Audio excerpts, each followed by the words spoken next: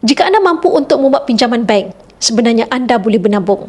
Bermakna jika anda tidak membuat pinjaman, anda boleh gunakan duit tersebut untuk tambah tabungan.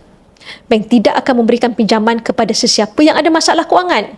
Sebaliknya, bank akan terus memberi pinjaman sehingga kewangan seseorang itu bermasalah.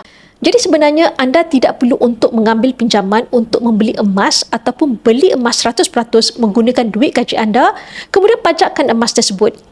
Anda sebenarnya ada pilihan yang lebih baik, iaitu simpanan di akaun Gap.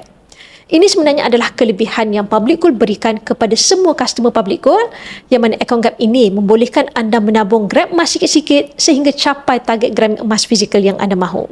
Apabila anda menabung di akaun Gap, keuntungan simpanan emas ini adalah milik anda sepenuhnya dari mula anda menyimpan. Tetapi sesiapa yang membuat pinjaman untuk membeli emas, mereka terpaksa membayar interest kepada pihak bank dan keuntungan hanya akan dapat mereka nikmati selepas habis bayaran pinjaman tersebut.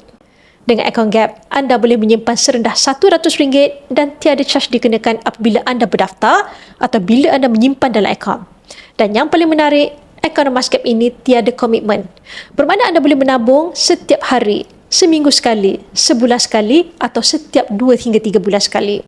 Bagi yang berminat untuk mengukuhkan kewangan simpanan emas bersama Public Gold, anda boleh rujuk pin video saya untuk 5 langkah daftar akaun Public Gold dan saya akan bimbing anda dalam langkah-langkah simpanan emas yang terbaik untuk anda.